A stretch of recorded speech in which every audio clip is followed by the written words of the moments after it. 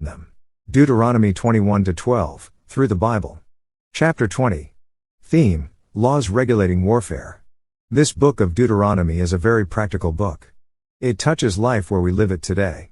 Although these laws were given to Israel, there are certain basic principles here that would contribute to the happiness and the welfare of mankind if they were incorporated into the laws of modern nations. I'm convinced that the men who originally drew up our Constitution were men who were Bible-oriented. The problem today is that we have a society made up of people who are entirely ignorant of the Bible, and lawmakers who are actually stupid as far as the Word of God is concerned. The blunders they make in their policies are enough to cause us to weep and howl, all because they are so far from God and not following Him at all. This book of Deuteronomy covers problems that Washington has been trying to solve in its own way. Our lawmakers have been wrestling with these problems for years. They have dealt with the problem of our young men for service in the armed forces. They are troubled to know what should be the conditions on which a man should serve or not serve. Israel had these same problems. God put down certain very basic rules that would prevent a man from going to war. Very candidly, I am of the opinion that if our government had paid attention to God's law relative to this, we wouldn't be in the mess we are in today.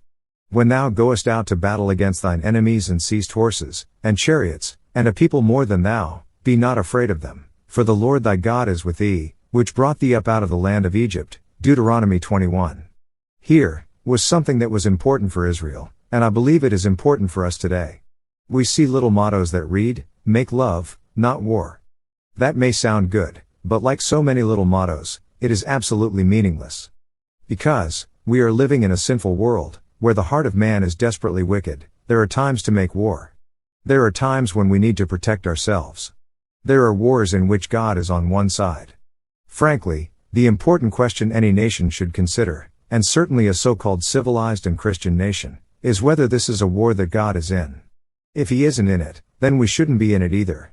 And it shall be, when ye are come nigh unto the battle, that the priest shall approach and speak unto the people, and shall say unto them, Hear, O Israel, ye approach this day unto battle against your enemies. Let not your hearts faint, fear not, and do not tremble, neither be ye terrified because of them. For the Lord your God is He that goeth with you, to fight for you against your enemies, to save you. Deuteronomy 22-4. This is something that is very important in warfare. Make sure that you are on God's side. God commanded them to war against these nations, and promised that He would be with them. Now God puts down 4 conditions, or 4 excuses, which would keep a man from going to battle.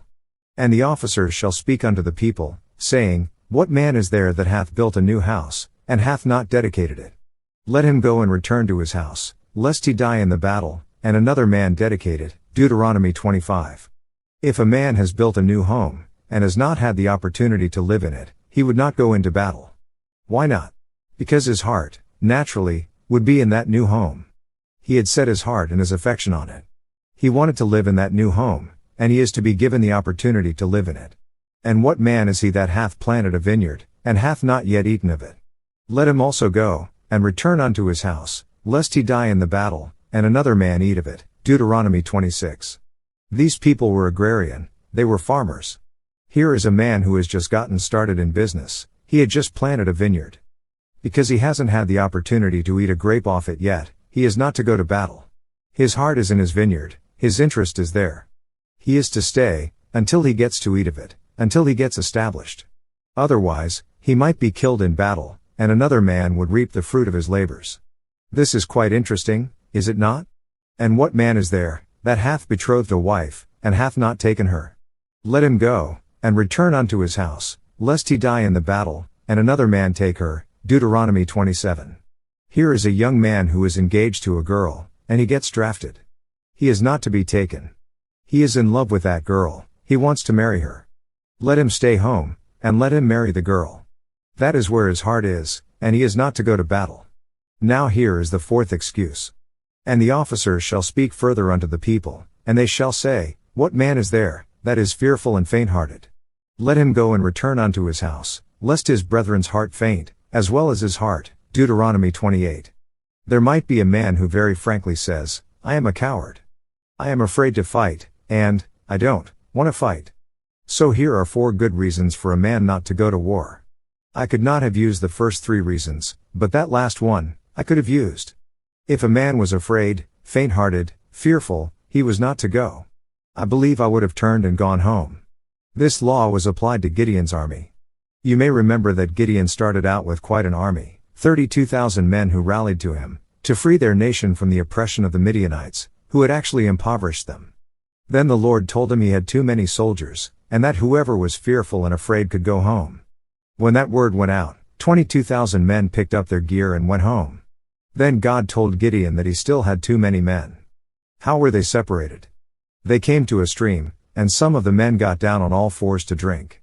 There were others who lapped up the water like a dog, and were all set to go. They were eager to get to the enemy, and get the job done. They wanted to free and save their nation. So they were the ones who went to battle, and the others were sent home. In America, we have had problems with our young men dodging the draft, and burning their draft cards. I have great sympathy with many of these young men, but I wish that instead of trying to blame the government, and blame everybody else, they would just come out and say they are afraid to go fight. That is a good reason. That would have kept me out of the battle, I can assure you of that. I don't mind admitting I'm a coward. For example, because I had to work my way through high school and college, and support my mother, I could never have proven that I was a good enough football player to earn a scholarship. But, I played a little, and enjoyed it. I remember how I felt just before that kickoff. When the whistle was blown, I played the backfield, standing way back there, and my knees would buckle. There were times when I'd actually go down on one knee, and I was so scared. But the minute I got the ball, and I was hit, from then on, I was all right. But, I would never have made it in combat, on the battlefield, I can assure you. God says here, that He wants His people to know 2 things, before they go to war. First of all, they must be on His side. They must be fighting for what is right, and know that God is with them. Secondly, they must be enthusiastic about it. There is a time when one should fight for his country, and there is a place for the flag and patriotism. The way things are carried out by our politicians, actually encourages this motley mob, who burn their draft cards. But, the way God does it, is very wise. He had a marvelous arrangement for His people, even in time of war. When thou comest nigh unto a city, to fight against it, then proclaim peace unto it. And it shall be, if it make the answer of peace, and open unto thee, then it shall be, that all the people that is found therein, shall be tributaries unto thee, and they shall serve thee. And if it will make no peace with thee, but will make war against thee, then thou shalt besiege it. Deuteronomy 20:10-12. Here is another great principle that is laid down.